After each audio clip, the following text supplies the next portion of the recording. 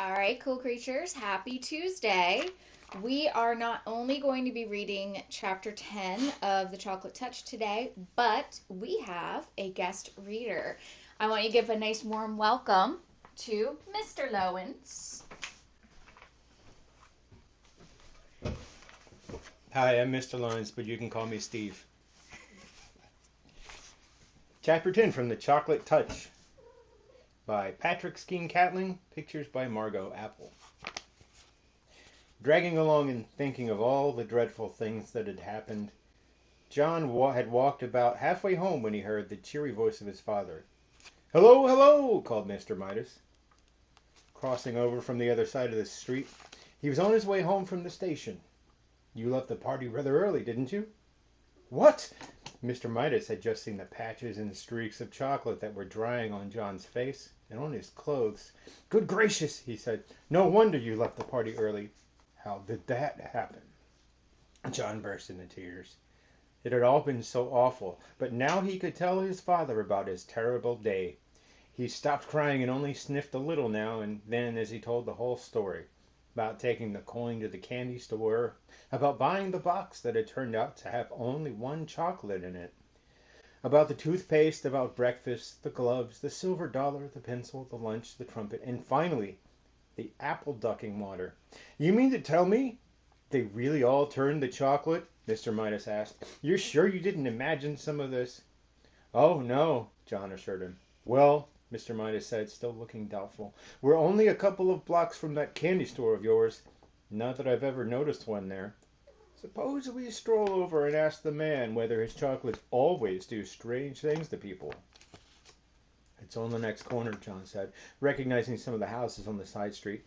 "Not the next house, not the next house, not the next," he said, "but—" John's voice faded into silence. The corner where he had found the candy store was nothing now but an empty lot, flat, open ground, littered with a pile of rusty tin cans and broken bottles around a splintery old sign saying, "For sale." Said Mr. Midas, frowning anxiously at John. "I think we'd better pay a visit to Dr. Cranium before we go home." "That's where the store was, though," John protested, beginning to cry again. He had shed more tears in that one day, it seemed, and certainly eaten more chocolate than in all the other days of his life put together. "I know it was." Dr. Cranium was a busy man. As luck would have it, however, he was able to see Mr. Midas and John almost at once. "Well, well, well, well, well," said Dr. Cranium. "And how are we getting along now, John? Have we cut down on our candy, eh?" "How do you do?" John responded dully. "Apparently he's had a bad day, Dr. Cranium," Mr. Midas said. "Trouble at school, you know, and a little accident at a birthday party. What I'm worried about is that he keeps saying that everything he puts into his mouth turns to chocolate." "No more than a nursery fantasy, I'm sure," Dr. Cranium said to Mr. Midas. "Well, John," he went on, looking down with a smile, "suppose you tell me in your own words what the matter seems to be." "Everything I put into my mouth turns to chocolate," John explained. "Everything I eat and everything I drink changes into chocolate. I'm thirsty, and I'm getting a pain, a bad one, I think." Dr. Cranium sighed patiently and invited John to open his mouth and say, "Ah." "Ah," John said. Dr. Cranium peered into John's mouth briefly and gave a low whistle of surprise. "This chocolate eating simply must stop." He went to a supply cabinet. "I don't think there's any time to be lost," he told Mr. Midas. "I'm going to give the boys some of my own special compound. Dr. Cranium's elixir, I call it. Never fails." Dr. Cranium selected a large bottle from one of the cabinet's crowded shelves. He removed the top from the bottle. He got a spoon from another shelf. He filled the spoon with an oily, greenish, yellowish medicine that had yellowish, reddish lights glinting in it. "It doesn't taste very pleasant," Dr. Cranium warned John in a pleasant tone of voice, "but I'm sure it will do the trick. Clears the stomach, and you clears the mind. That's what I always say." Dr. Cranium offered John the brimful spoon. "Must I?" John asked his father. "I know it'll turn into chocolate." Go on, Mr. Midas nodded encouragingly. Drink it down. John took the spoon between his lips. The medicine turned to chocolate. The spoon turned to chocolate. John choked and sputtered, and chocolate syrup spurted from his mouth. Dr. Cranium dropped the spoon in alarm.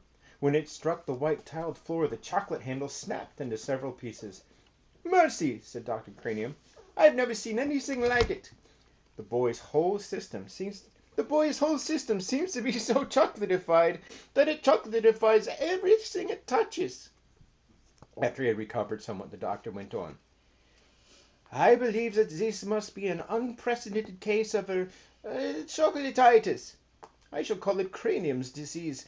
I shall want to make an exhaustive study of this child. I think John has had enough excitement for one day, Mr. Midas said.